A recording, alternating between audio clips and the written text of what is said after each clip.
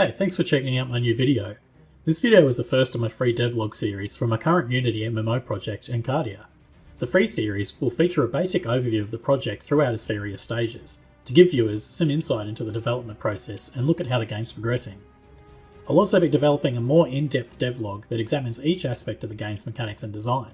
There will also be a tutorial alongside it that aims to teach viewers how to implement some of these features into their own project. I plan on crowdfunding the project, so I'm reserving that devlog and a tutorial series as a reward for backers.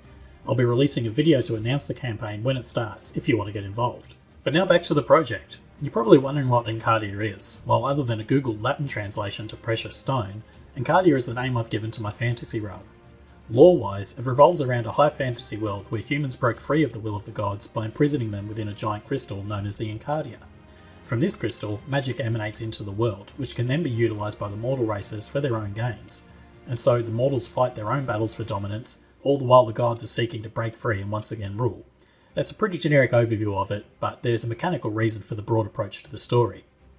Game-wise, Encardia is a small-scale social MMO, aimed at creating unique experiences for players with each adventure. Rather than have a set story arc for players to engage in, each server will utilise a procedural quest system, creating its own unique story, driven by the actions of players and the world state. Individual players can become the chosen heroes, or even the villains. Factions can seek glory or dominance over others, radically altering the worldscape in favour of the gods. All players can just seek a middling existence with just a handful of friends. The dynamic questing system blends with the world and other game mechanics to allow for interesting and cooperative encouraging gameplay amongst a small user base.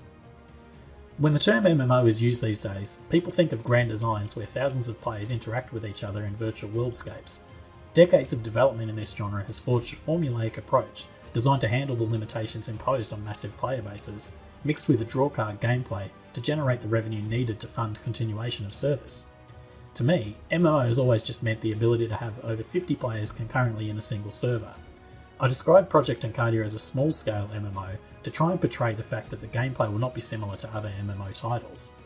Traditional MMO titles need to design mechanics that suit the limitations of excessive player bases. If you have a quest that requires 10 wolf pelts, you need to have a replenishing spawn of wolves to accommodate every player within a time frame to ensure player attention. I've always felt that this was too industrialised and negated the sense of adventure that a well-crafted story bestows. That's not to say that fetch quests are bad, but they need to be delivered in a way that's impactful. Another factor in traditional MMOs is the impact of failed quests. What would happen if you didn't deliver those pelts in time?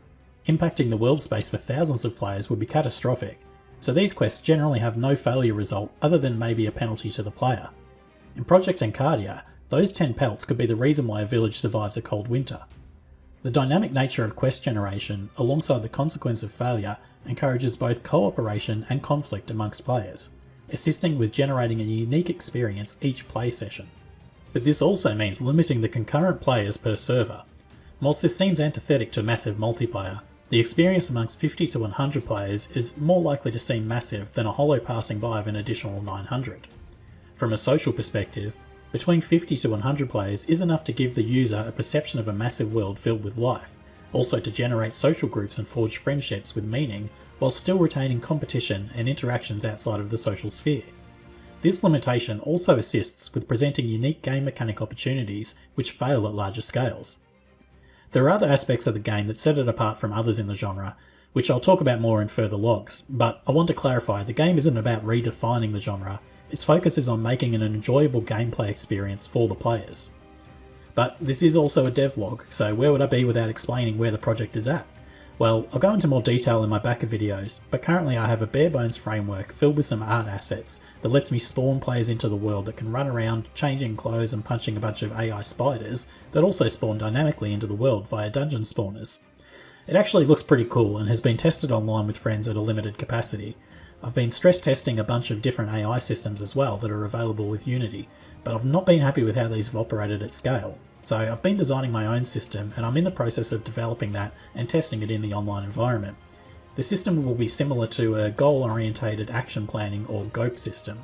This will allow me to create really interesting AI that will feel like they really live in the world, ranging from random fauna to the monsters and the NPCs that wander the villages.